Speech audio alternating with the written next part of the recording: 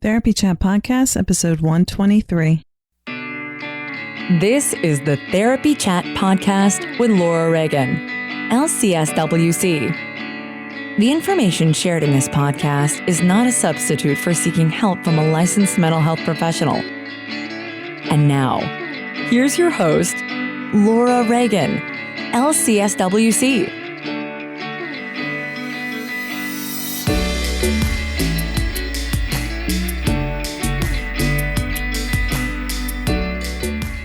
Hi, welcome back to Therapy Chat. Today's episode is a little bit different. You have heard a few interviews lately with some clinicians who are incredible rock stars with over 30 years of practice and research and experience in the field, like Pat Ogden of Sensory Motor Psychotherapy and Dick Schwartz from Internal Family Systems. But this week's episode is something that I hope and I believe that many of you will be interested in hearing. I am interviewing Julia Alexander, who is a recent grad from social work school, who talks about her work using trauma-focused equine-assisted psychotherapy. So you've heard previous interviews about equine-assisted psychotherapy and the beautiful Charlotte Heiler-Easley and her work with EAST, Equine-Assisted Survivors of Trauma Therapy.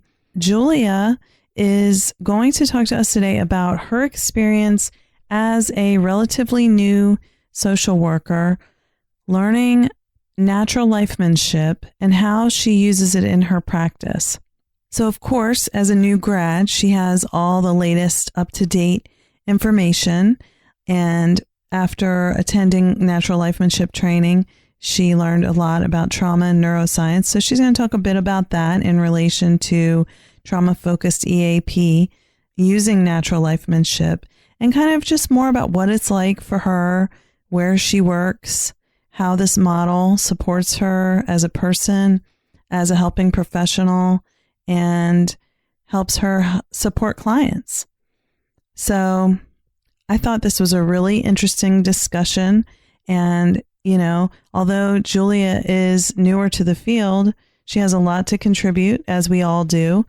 I know so many of you who listen are therapists who might just be starting out, or you might be just learning about trauma, you know, through listening. I know that many of you may be people who are not helping professionals, but you may be interested in the different ways that one can participate in therapy, and natural lifemanship is one way that you may not be familiar with. And who knows, maybe it'll really resonate with you and you'll decide it's something that you want to take on as where you get your therapy. Maybe you'll decide you want to become a practitioner of equine-assisted psychotherapy using trauma-informed approaches, and this episode will inspire you. So I was inspired, and Julia is a lovely person. I hope you will enjoy our conversation. And as always, I'd love to hear your feedback. Please visit my website, therapychatpodcast.com, and let me know what you think. You can leave me a message using SpeakPipe, and I may play your message on Therapy Chat if you give me permission to do so, and if I feel like it's something that would benefit our audience. So let's go ahead and get started. Here's my interview with Julia Alexander. Hi, welcome back to Therapy Chat. Today's episode is going to be, I think, fascinating. Of course, I always say that, so you can decide for yourself, but I think you're going to enjoy my interview with Julia Alexander. Julia, thank you so much for being on Therapy Chat. Thank you, Laura. I'm really happy to be here. I'm so happy that you're here too. And I'd like to start off with just you letting the audience know a little bit about you, who you are, and your work. Sure. Okay. So I recently graduated with my MSW from Smith College. I now work out at Spirit Reina in Liberty Hill, Texas, and I do trauma-focused equine-assisted psychotherapy. And I got involved in that work. It was a long time coming. But when I was at Smith, I went through my first semester of classes, and it was a lot of focus on talk therapy, and I wanted to understand trauma better. And I found a mentor who worked with horses, and I grew up working with horses, and I think everyone that has had childhood experiences with horses, they know that there's something really healing and powerful about that connection that is sometimes hard to put into words, but it's a felt sense. And I thought if I could figure out how to do that, I would be really happy in the work that I was doing.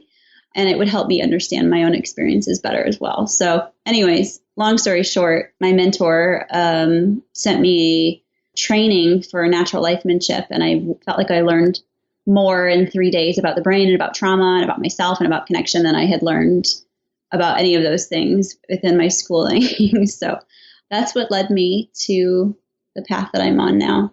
Awesome. Yeah. So I know that a lot of people who work with horses know that they feel something. And like you said, it's a felt sense. But I think from my experience, a lot of people who work with horses don't know what they're feeling with it and why. So they can't explain it. They don't have like the teaching about, self-regulation and trauma that comes with natural lifemanship. So it's like sort of a missing piece in that. I think in that experience for many people who do work with horses, they're like, I just know that I have to do this, or people will say it's my therapy, but, without like the frame of reference to say what it's doing for them, Yeah, absolutely. People who ride, people who work with horses directly as like, trainers and working in stables and owning stables and things like that. So it's like you can take that knowledge from your own experience of what it felt like. And then when you learn what's really happening in your brain when you're working with horses, it's like, oh. Yes, that's exactly what it's like. I mean, I think there's two pieces, I feel like, to some of this trauma-informed equine-assisted psychotherapy that were really big paradigm shifts for me. And the first is exactly what you're saying, is that, yes, there's this felt sense of being near horses, being around them, building relationships with them, and then being on them. And all of those things, once we start to understand trauma and how it impacts the brain and how regulation happens and, what we need to support our own regulation, our clients' regulation, it's like, wow, this really just makes sense. And then if we move to have clients on the horse, I think it's very hard to like repeat that or copy that natural movement of the horse. And so you have these things happening that, as a horse person, you go and you're just like, wow, this is exactly what I've been feeling. But there's another piece to that, that's a big paradigm shift, I think, which is, I think that we're taught, many of us who have had horse experience, we're taught that we are in control of the horse and that, we can't show our fear. And there's all these stories, I think, that at least I was told growing up. I've heard those things. Yeah. You have to act confident. You have to make the horse think you're not afraid. Yes. And the horse needs you to be in control. Yes, exactly. And what I love about natural lifemanship is that it really flips that mentality on its head. And,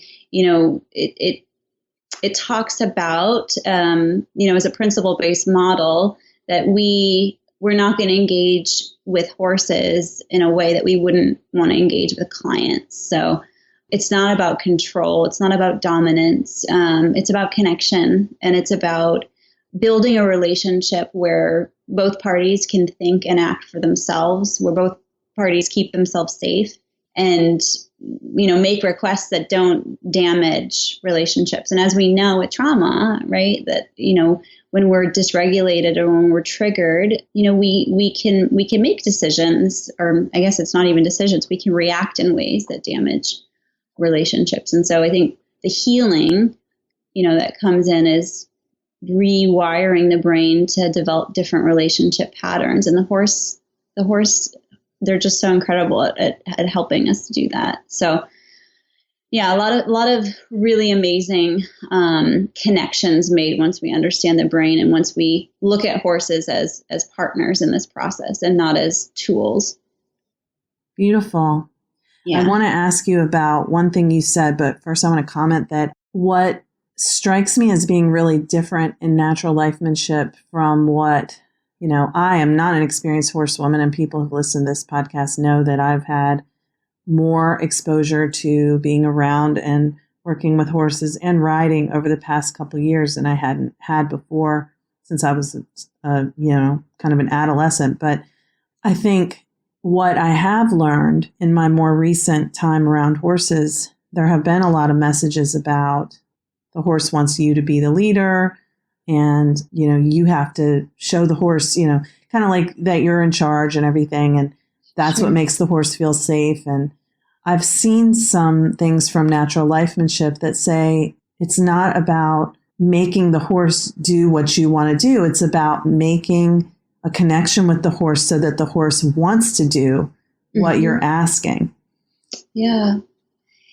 Yeah, exactly. And that's a really powerful message to have in relationships. I mean, I think people that have experienced trauma, a lot of us have experiences where relationships are based on, dominance or control or fear or intimidation. Powerlessness. Yeah, powerlessness, exactly. Not feeling like you have a voice.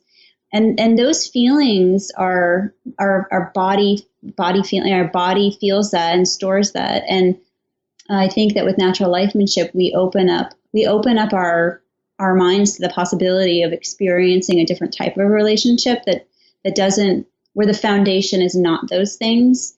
And that can feel really scary, I think, especially when you work with such a big animal, and extremely vulnerable.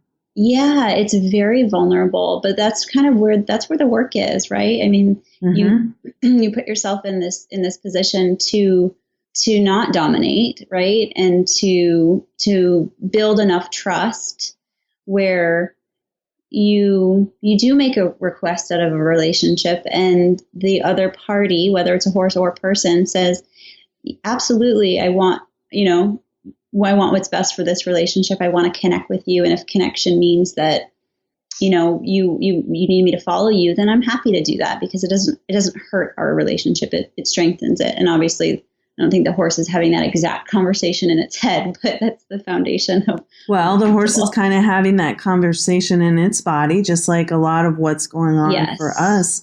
We think it's our thoughts that are, running it, but it's really more responses to what we feel that are happening in our body that make us do what we do, even if we then analyze it with our smart thinking brains, and think that that's the explanation.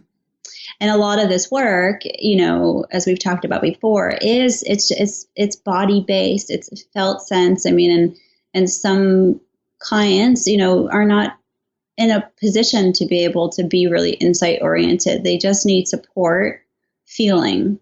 And that's it. And learning what feels safe and what doesn't feel safe, and creating boundaries and all of those things that healthy relationships need. Yeah. And when you're talking about body-oriented work, the sense of feeling safe or unsafe is more in one's body than it is in our conscious, cognitive awareness. And so when sometimes you might ask someone, or you might ask yourself, am I safe? Yeah, of course I'm safe. I'm here. I'm in my house. Nobody's here. The door's locked.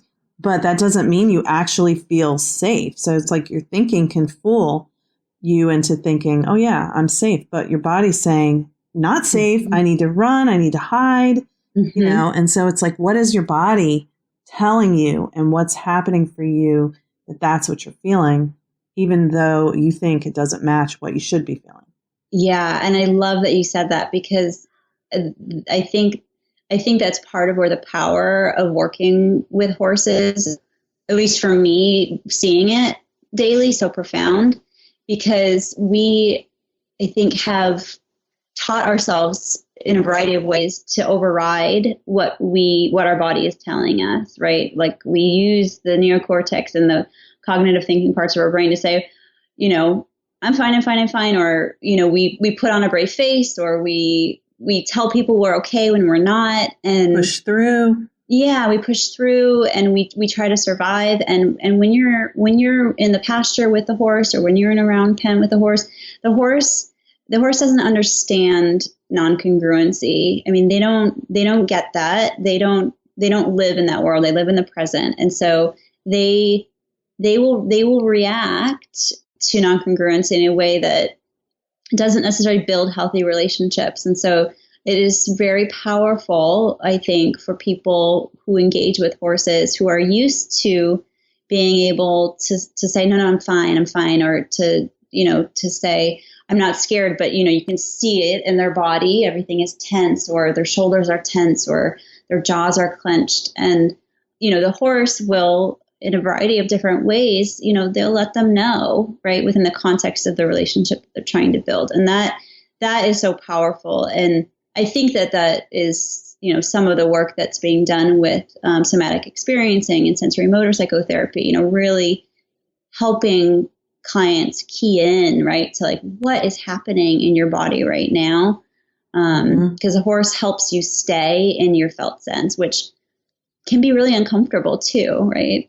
Right, because for many people, being in their bodies hasn't been safe, whether because of overwhelming anxiety that they feel because of a trauma history, or even if their bodies were, abused when they were children, then feeling what your body sensations are, which is that your body's reliving that trauma often, it doesn't feel safe to be in the here and now. It feels safer to be disconnected, but it's really an illusion that it's safer, because you're really unable to protect yourself, because you really don't actually know what you're feeling or what's happening around you. Your felt sense that's there to give you information is like inaccessible to you.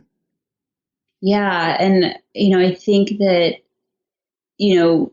the horse and the therapist at the same time are so important with that, because, the horse is going to ask you to be present, and it's a therapist's responsibility, I think, to be able to track where clients are in their bodies and when it's too much, right? We obviously don't want to re-traumatize anyone or cause them to go over threshold. And that's where we really, I think with natural lifemanship, use a lot of bottom-up regulation techniques, and being able to help clients in the way that any way that they can kind of stay grounded, and to know when they're not grounded. And, sometimes we'll put clients on horses to help them regulate, but there are so many nuances, and, just it's very intricate, and it takes a lot of knowledge, and that's something I'm still learning. So we say something that I think is really important, that we don't want the horse to just become a very expensive rocking chair, to help clients regulate. It really comes back to the connection and to the relationship. But understanding when clients are over threshold is important with this work, because it is so embodied. Yeah. And with any trauma work, of course. And, and that's what I think you said, the therapist has a responsibility to be tracking how clients doing. And I'll add, in all trauma work, the therapist has a responsibility to be tracking how they're doing too. Yes. Because, that's a part of the process. And, how regulated you are is mirrored with your client, and how regulated they are is mirrored with you, and how regulated the horse is. It's all these mirror neurons, Mm-hmm. Yeah. I'm so happy you brought that up. I feel like that is so important. And I was sharing this with you before, but when I first started this work with the horses, I felt so exposed and vulnerable and just very raw, because the work does require you to be embodied and be embodied, all the time. Right. And I think that's, and it's a gift. It's a gift to be able to be that in tune. I mean, the horses really ask that of you, and we work in teams, which I think is really beneficial, because if there are days when, somebody is more dysregulated, a therapist is more dysregulated, or, feeling something, we can communicate with each other, and, that's part of the process. And it's very real. I mean, it's very, very real. I think that there's a felt sense of being present in your body, in my body, in ways that I had not experienced working in an office with kids or adults. It feels very different. Yeah. I don't work, in my practice, I don't work with horses, as not as often as I want to. And I'm not doing EAP yet, but so I am in an office, but for all of us who are doing trauma therapy, it's important to be embodied and present in your body. Mm-hmm.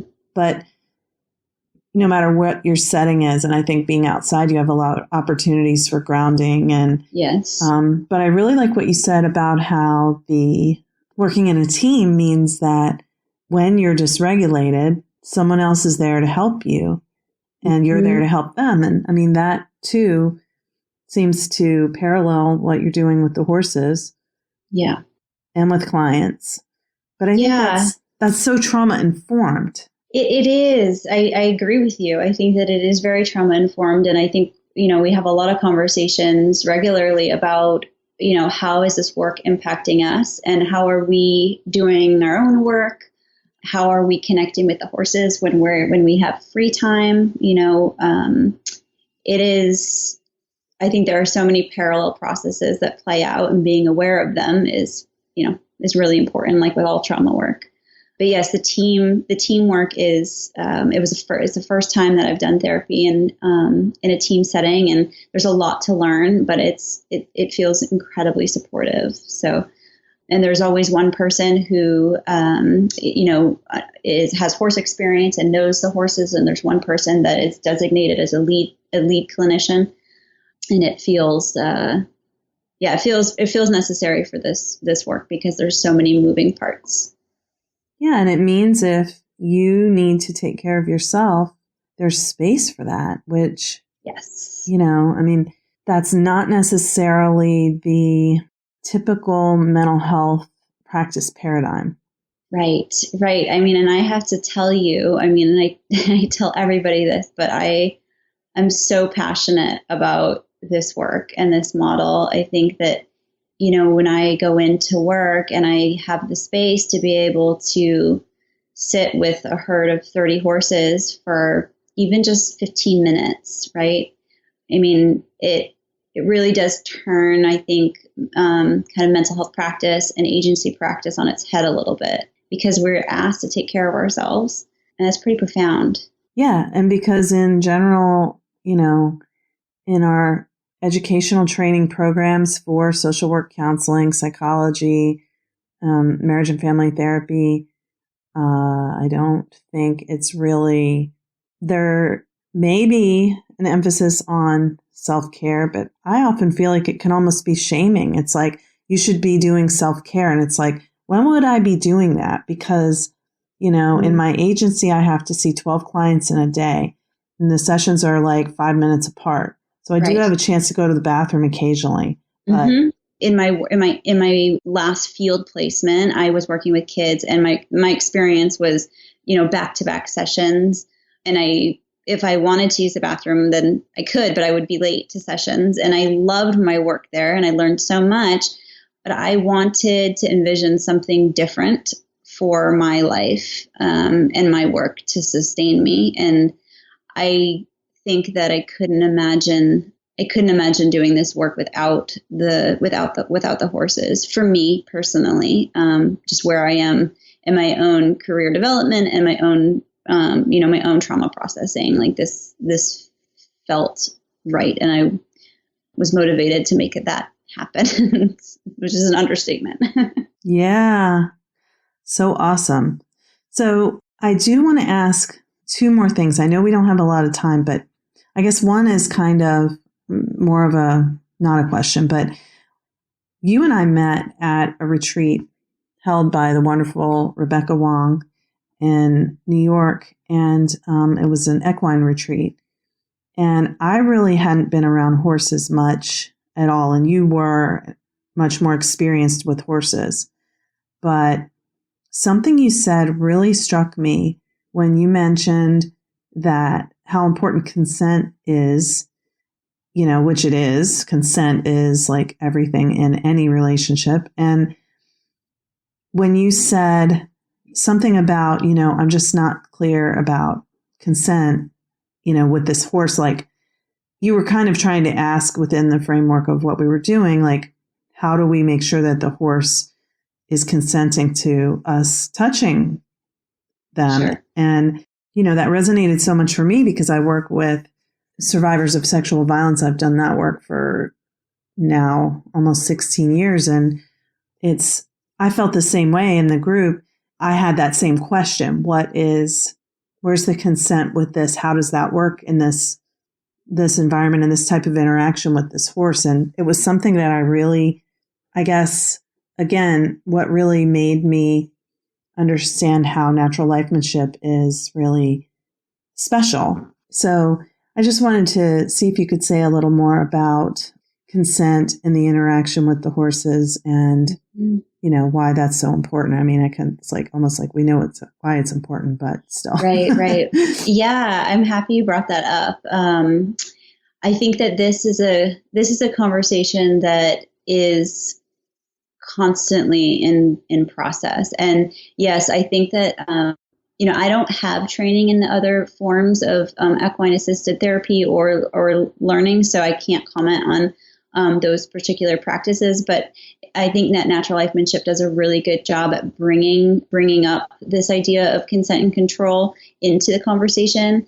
I think that, when we ask for connection or for to be in relationship with anyone, then there obviously needs to be consent. And when we use horses, I think that we have to acknowledge that we do have power, right? When we take a horse from the field and put them into a round pen, I mean, there is power there. And just like when we talk about being a clinician and the power that we have in a therapeutic relationship with clients, it's in the room, right? And we bring our identities into the room, we bring that into the space.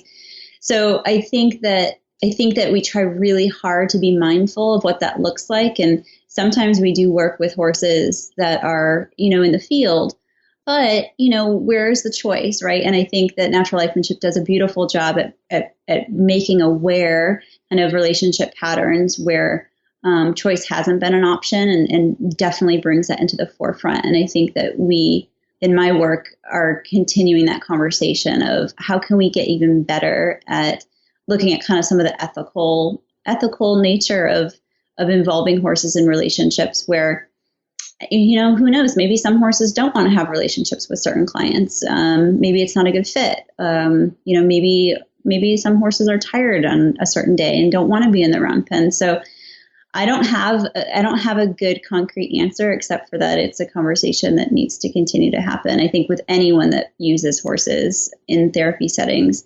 What I will say is that when the work is done really responsibly, you see horses really willing and eager to develop deep relationships with clients.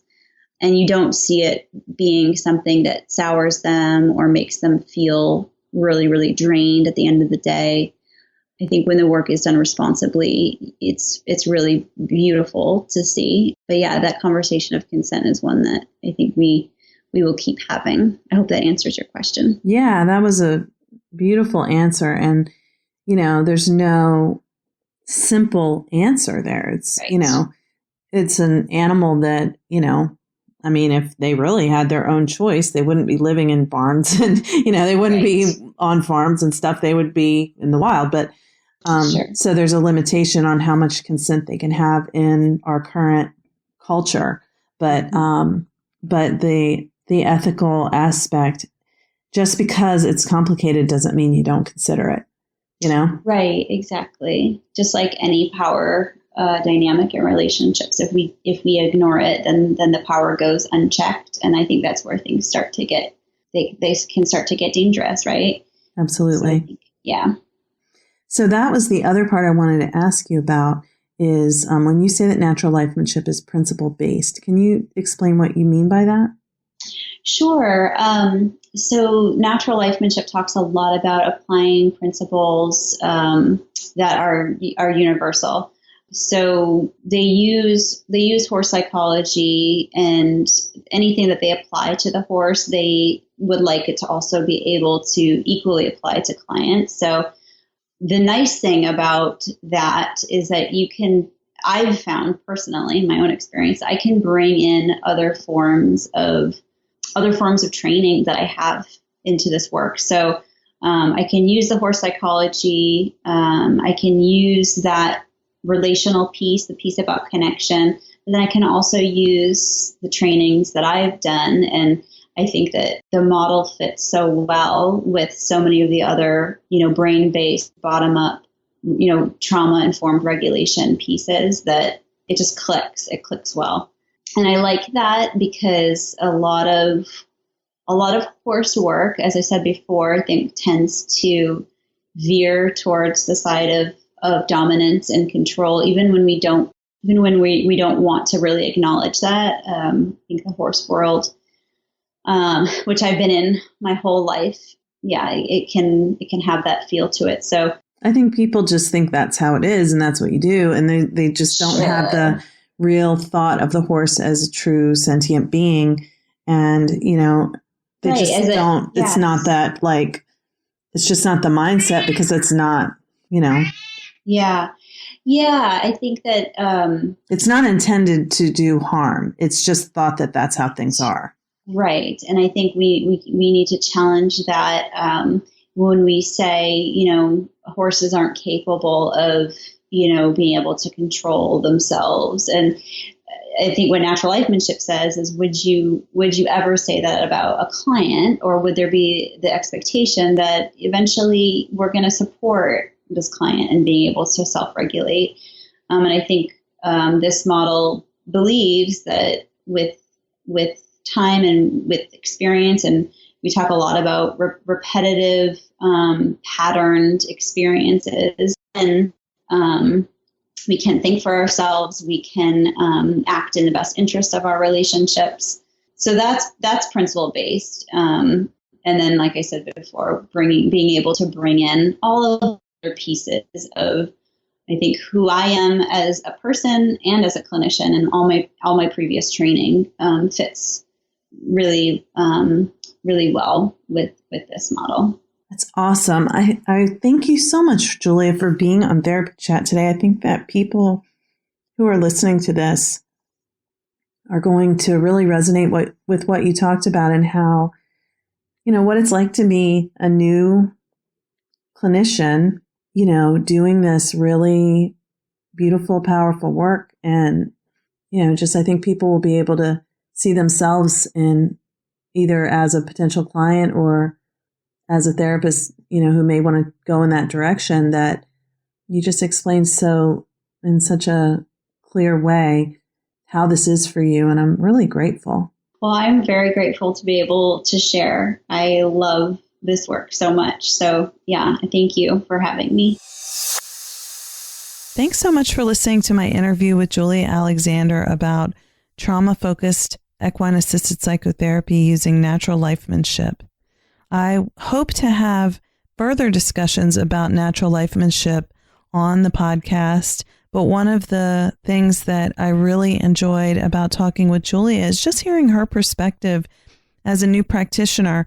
I mean, she talked about how she really wasn't sure if social work was right for her when she was in grad school, and it was her connection with natural lifemanship that led her in the direction to be where she is now. And I think from what she said, and of course this can change because she's got a long career ahead of her, but this may be the way she works for the rest of her career. And I think that's beautiful. So thanks again for listening to Therapy Chat. Hope you enjoyed our conversation and that it was inspiring for you as it was for me. Remember, you can go to my website, therapychatpodcast.com, and I would love to hear from you what you think about this episode or any questions you have. I like hearing from people, and I think you might like hearing from other listeners. And if they're wondering about something, you might be wondering about it too. So feel free to leave a question, and I hope you enjoy the questions and answers that you've heard so far. We will be doing another question and answer episode soon. So until then, take care. Thank you for listening to Therapy Chat with your host, Laura Reagan, LCSW-C. For more information, please visit therapychatpodcast.com.